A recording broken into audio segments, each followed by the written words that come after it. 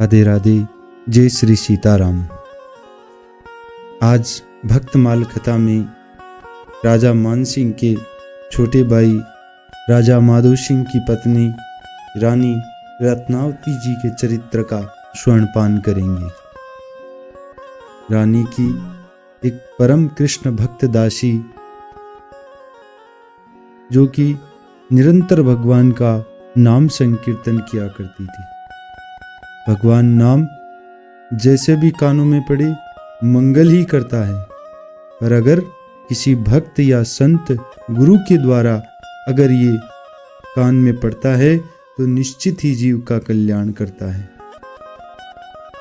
और इसके प्रतिफल का कोई वर्णन नहीं किया जा सकता।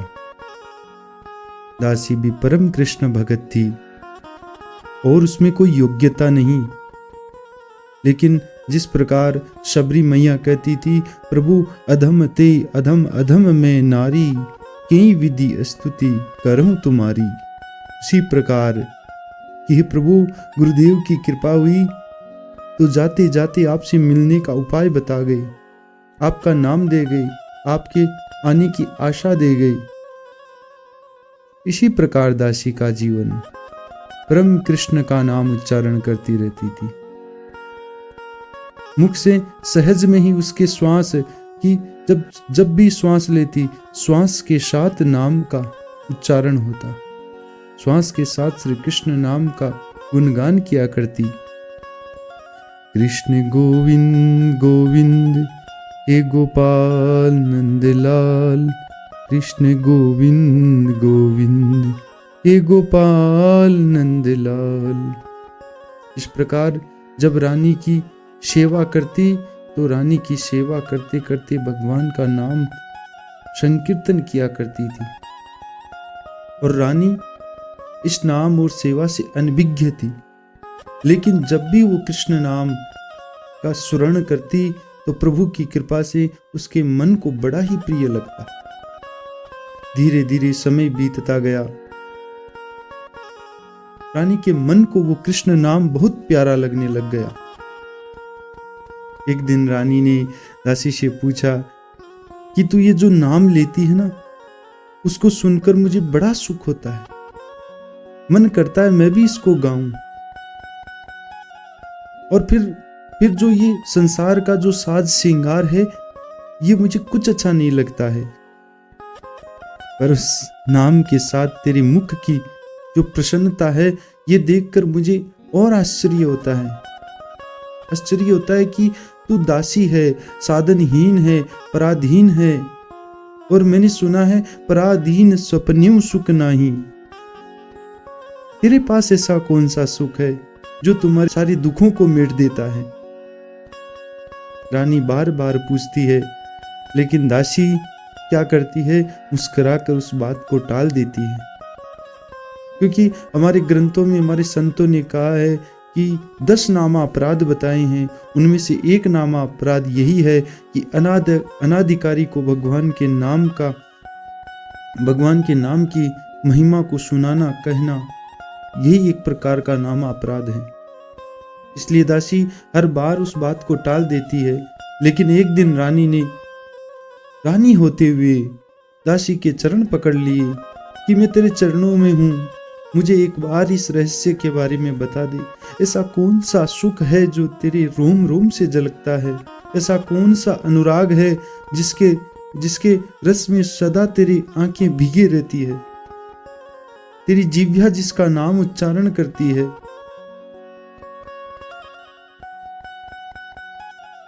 कि इसका स्मरण करते ही मुझे संसार के सभी सुख फीके जान पड़ते हैं। क्या है, कौन है ऐसा, क्या रहस्य है। जब दासी ने विचार किया कि अब रानी भगवान के नाम की अधिकारी हो गई है, भगवान नाम के लिए रानी सब कुछ भूल करके दासी के चरणों में बैठ गई। एक दिन रानी ने सब कुछ भूल करके दासी को सिंहासन पर बैठाया और स्वयं जो है दासी के चरणों में बैठ गई। गुरुपद दिया दासी को, और दासी उसके योग्य भी थी। क्योंकि किसी पूर्व कर्म के कारण ही वो दासी होकर के आई थी। प्रेम बीज पलटी नहीं, चाहे जुग जाए अनंत, ऊंच नीच ओतरे पर रहे संत का संत। ये एक जन्म का प्रताप नहीं होता है, कई जन्मों की भक्ति जागृत होती है, तब ऐसा स्थान प्राप्त होता है। दासी विचारों से श्रेष्ठ थी, श्रेष्ठ थी उसकी भक्ति, और भगवत भक्ति से के कारण ही रानी, जो कि आज चरणों में बैठकर प्रार्थना कर रही थी, भूल गई कि मैं रानी हूं। पहले तो जो है दासी ने कहा कि आप राज सुख का भोग करिए। श्री रूप गोस्वामी पाद प्रभु कहते हैं कि जिसको अभी संसार के सुखों की कामना है ना, वो अभी अपने भाई बंधु जनों के सुख भोगना चाहता हो, वो कभी भी भूल करके इस यमुना तट कालिंदी पर विराजमान इन वृंदावन चंद्र गोविंद चंद्र का दर्शन मत करना। और यही बात दासी जो है रानी से कहती है कि आप तो अभी जो है संसार के राज सुखों का भोग कीजिए, और मैं जिसकी भक्त हूँ, जिसका नाम लेती हूँ, वो ये सब जो है हर लेता है, क्षण भर में हर लेता है। लेकिन दासी का संग और सत्संग से रानी का हृदय इतना पवित्र हो गया कि उसमें भक्ति का बीज जो है वो डल गया था। रानी ने कहा कि तू जान, मैं तेरी शरण में हूं, मुझे रहस्य बता। मेरे मन प्राण सब व्याकुल हैं, जिसका नाम सुनते ही मन को परम शांति मिलती है, और संसार का जो ये सुख है वो एकदम तुच्छ लगता है। दासी ने चर्चा आरंभ की, भगवान की लीलाओं का वर्णन किया और उनकी भक्तों की भक्ति का वर्णन किया। बाद में उनके स्वरूप का वर्णन किया कि प्रभु का इतना सुंदर स्वरूप है, दो प्यारे नयन, उनकी सुंदर मुस्कानियां, उनके श्रृंगार का वर्णन किया, उनकी सेवा का वर्णन किया, उनके नाम की महिमा के बारे में बताया। जिस प्रकार सूखी घास में एक चिंगारी आग लगा देती है ना, उसी प्रकार रानी का हृदय वैसा ही था। अब भगवान नाम, उनके स्वरूप ने रानी के हृदय में पीड़ा और बढ़ा दी, और इस प्रकार की जो प्रेमाग्नि होती है वो हमारे जन्म जन्मांतरों के जो किए हुए पापों की गठरी है उसको जला करके भस्म कर देती है, और जीव को सरल बना देती है, जीव को भक्ति के योग्य बना देती है। एक दिन रानी ने दासी को पूर्ण योग्य जान करके दासी को गुरु पद दिया और स्वयं शिष्य के रूप में बैठ गई। और दासी आज संकोच में थी कि रानी आप क्या कर रही हैं, मैं दासी हूं, आप रानी हैं। दासी ने कहा, रानी जो ये आप क्या कर रही हैं? तब रानी ने कहा कि मैं जान गई हूं, मैं तेरी संत संगति, तेरे सत्संग की भगवत भक्ति की श्रेष्ठता को जान गई हूं। जब तुम्हारे मुख से नाम सुना था तब मैं नहीं जानती थी कि इस नाम की क्या महिमा है, लेकिन मैं कोई परिपाठी, कोई सेवा पूजा का नियम नहीं जानती, वो नियम कर्म मुझे तू बता। हमारे साधु जन कहते हैं कि हरि रीजे तो मुक्ति दे और हरिजन हरि ही देत। कृष्ण प्रेम का वो धन रानी के हृदय पात्र में दासी ने उड़ेल दिया, और अब दिन रात रानी नाम संकीर्तन करती है। प्रेम को प्रकट कैसे करें, प्रस्तुत कैसे करें, मन प्राण फिर भी व्याकुल हो रहे हैं। किस प्रकार इस प्रेम का नियोजन हो, किस प्रकार इस भक्ति की शक्ति को संतुलित किया जाए। फिर दासी से कहा, तो दासी ने कहा कि अब आप भगवान की सेवा में लग जाइए। तब रानी ने सुंदर एक नीलमणि से भगवान का विग्रह स्वरूप बनाया और रानी अब निरंतर उनकी सेवा में लग गई। और जो भक्ति के विभिन्न रसों में सर्वश्रेष्ठ है श्रृंगार रस, जो श्रृंगार रस की जो पूजा है वो वृंदावन में है। भोग श्रृंगार के जो ठाकुर है वृंदावन में विराजते हैं। अब तो रानी भी प्रभु की सेवा में लगी रहती है, उनका अद्भुत श्रृंगार करती है और उनको निहारती रहती है। हमारे ग्रंथ कहते हैं कि जब हम प्रभु सेवा में उनका श्रृंगार करते हैं, उनको निहारते हैं, तो मन का जो विकार है वो दूर हो जाता है। लेकिन ये भी सत्य है कि सेवा मिलती उसे ही है जिसको प्रभु चुनते हैं। अब रानी तो हर समय प्रभु की सेवा कीर्तन में लगी रहती थी, लेकिन आज फिर मन में एक प्रश्न, एक जिज्ञासा जगी। तो दासी को आज फिर अपना प्रश्न और जिज्ञासा, क्योंकि जब भी हमें कोई राह नहीं दिखती है, कोई रास्ता नहीं मिलता है, तो हम किसी परिचित से उसके बारे में पूछते हैं। उसी प्रकार गुरु अब हमारे जीवन को जो है एक नई दिशा देता है। तो रानी ने कहा कि इतनी जो नाम संकीर्तन होता है, भक्ति होती है, सत्संग होता है, सेवा होती है, लेकिन फिर भी हृदय में एक व्याकुलता है जो अभी तक खत्म नहीं हुई है। दासी समझ गई कि रानी जो है अब भक्ति की उस चरम सीमा पर पहुंच चुकी है जहां पर भगवान के साथ उनके भक्तों की भी सेवा आवश्यक है। रानी कहती है कि हे दासी, लेकिन अभी भी मन में जो वो परमानंद नहीं है। दासी हंसने लगी और रानी से कहा कि भगवान को भजता, उनका नाम संकीर्तन, इन सभी का फल तभी मिलता है जब हम साथ में उनके भक्तों की सेवा, संत सेवा करें। तब रानी ने कहा, ठीक है, मैं संत सेवा भी करूंगी। दासी ने कहा कि आप संत सेवा कैसे करेंगी, आप रानी हैं। लेकिन रानी ने कहा कि देख मेरे शरीर के कौन से अंग से लगता है कि मैं रानी हूं, उसी का भी त्याग कर दूंगी। लेकिन मैं संत सेवा करूंगी।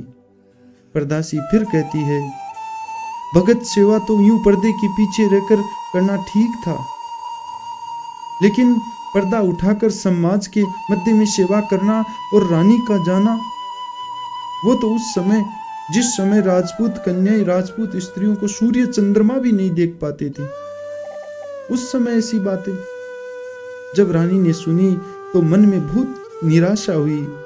और आज संध्या के समय सेवा में बैठी तो आंखों से अश्रु बहने लग गए और नाम लेते हुए शब्द कांप रहे थे। और श्यामा सुंदर से कहती है कि आपने अभी तक मुझे अपना सेवक स्वीकार नहीं किया। अगर किया होता तो मुझे अपनी संत सेवा जरूर प्रदान करते। लेकिन हाँ, मुझ में ही कुछ न कुछ कमी रही है प्रभु कि आपने मुझे स्वीकार किया।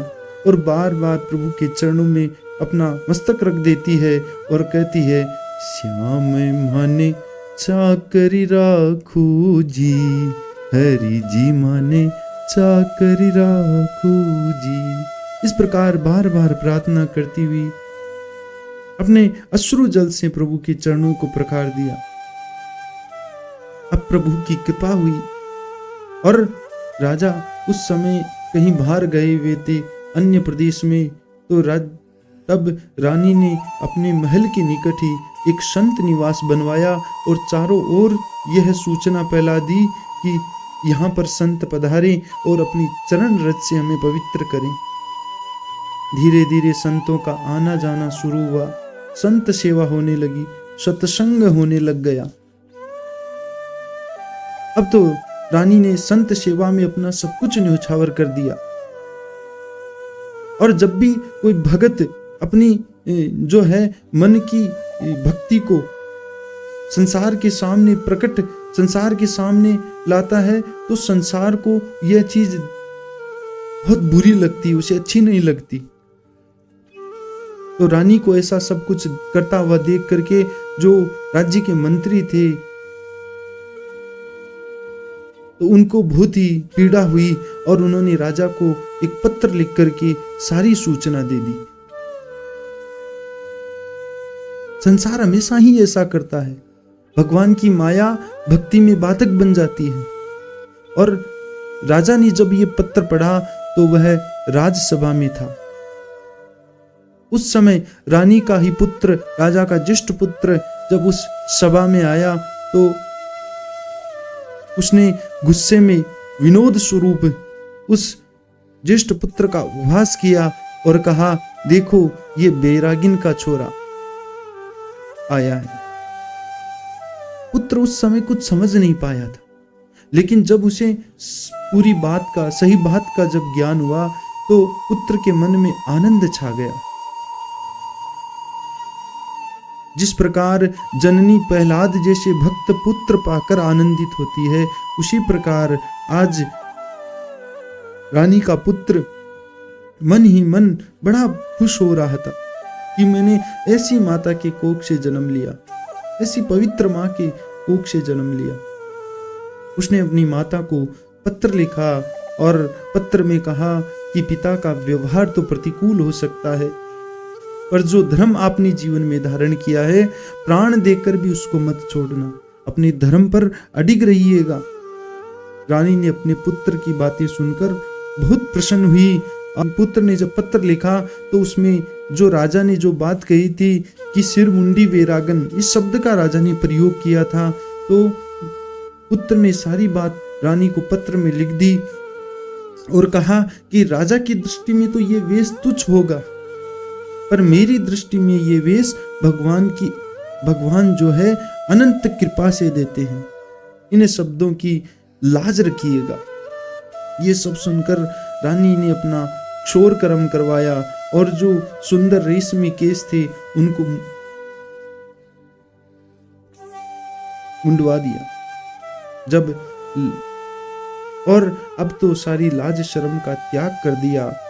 जिस प्रकार मीराबाई जी जो है उन्होंने सब लाज शर्म त्याग करके एक ही बात मन में ठानी थी, मेरे तो गिरधर गोपाल दूसरो ना कोई।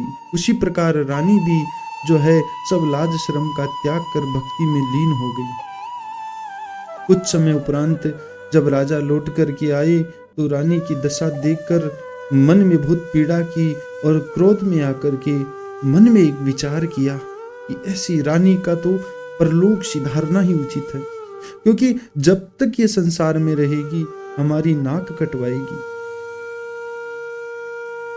जिस प्रकार राजा विक्रमादित्य ने मीराबाई की भक्ति से परेशान होकर के उनके लिए जहर का प्याला भेज दिया, उनको मरवाने की कोशिश की थी, उसी प्रकार आज जो है राजा महादेव सिंह ने भी रानी के महलों में एक भूखा नाहर भेज दिया। जैसे ही नाहर महलों में प्रवेश किया नाहर ने, तो जो पहरेदार थे वो छोड़ करके भाग खड़े हुए।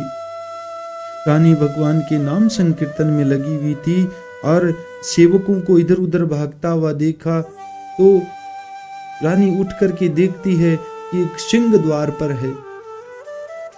तब सेवकों से कहती है कि क्यों इधर उधर दौड़ते हो, ये तो मेरे प्रभु हैं, आज इस रूप में जो है मेरी सेवा स्वीकार करने के लिए आए हैं। जो नैवेद्य का प्रभु को अर्पण करने के लिए था, निर्भय होकर चली रानी और उस भूखे नार के सामने जाकर के बैठ गई। आज वो भूखा नाहर भी रानी को नरसिंह भगवान का रूप जो है उसमें दिख रहा था और वो भूखा नाहर गरज रहा था। पर नाम की शक्ति, विश्वास, प्रेम की भक्ति से रानी ने स्वयं अपने हाथों से उस नाहर को भोजन खिलाया। मन ही मन में बहुत प्रसन्न हो रही है कि प्रभु इस रूप में सेवा स्वीकार करने के लिए आए हैं। प्रभु ने जैसे ही जो है नैवेद्य का भोग स्वीकार किया और फिर दुष्टों का दलन किया और जैसे ही राजा के निकट पहुंचे तो राजा मूर्छित हो गया। राजा को जब चेत आया तो वह भाग करके रानी के चरणों में जा गिरा। प्रभु को जब अपने भक्त का प्रताप, उसकी भक्ति का प्रताप संसार में प्रकट करना होता है, तब प्रभु ऐसी लीलाएं करते हैं।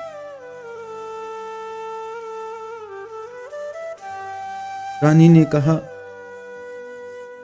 बावरी वे अखियां जल जाए जो सांवरो छोड़ निहारे दूजो। अरे जिन नैनन ते घनश्याम बसे उन नैन ते अब देखे क्या। अभी नैनों में श्री घनश्याम बसे हैं, हर जीव में उनको जो है श्याम के दर्शन हो रहे हैं। राजा ने जब आज रानी को देखा तो उनकी भक्ति की आभा, उसका प्रताप और उसके तेज, उससे जो निर्भयता थी मुख पर, उससे जो तेज था, उससे ये सब देख करके अधिक देर तक उनको नहीं देख पाए और प्रणाम करके अपने राज दरबार में लौट आए। लेकिन रानी के प्राणों को तो अब प्रभु मिलन के लिए व्याकुल थे। कथा कहती है कि एक बार जो राजा महादेव सिंह के भाई मान सिंह थे, वो एक साथ नौका विहार कर रहे थे। उसी समय जल के अंतर्गत कोई ऐसा भंवर बना और नौका डूबने लगी तो राजा मान सिंह ने महादेव सिंह से कहा कि तुम्हारी पत्नी तो बड़ी भगवत भक्ता है। उपहास स्वरूप ये बात बोली थी, लेकिन प्रभु अपने भक्त का अपना मान टले टल जाए पर भक्त का मान न टलते देखा। तो उसी प्रकार जो है तुरंत प्रभु है प्रभु ने नौका को किनारे लगा दिया। अब तो राजा मान सिंह के मन में भी रानी के प्रति आदर का भाव आ गया और उनके पास गई और दर्शन किए। फिर मान सिंह से जो है यह बात दिल्ली बादशाह अकबर तक पहुंच गई। उनके मन में भी रानी के दर्शनों की अभिलाषा हुई। लेकिन रानी ने जब इसके बारे में रानी से पूछा गया तो रानी ने कहा, जिन नैनों को श्याम सुंदर के दर्शनों की लालसा है वे संसार के ऐश्वर्य का दर्शन नहीं करेंगे। जब बादशाह ने बहुत आग्रह किया तो राजा ने रानी का जो है चित्र बादशाह को दिखा दिया। साधक का परम कर्तव्य है कि वो भक्ति के जो बाधक तत्वों से दूर रहने का प्रयास करता रहे। वही रानी ने किया और प्रभु को प्राप्त किया। आपके हृदयस्थ प्रभु के श्री चरणों में प्रणाम करते हुए आज के इस चरित्र को यहीं विश्राम देते हैं। जय श्री राधे, जय श्री सीताराम।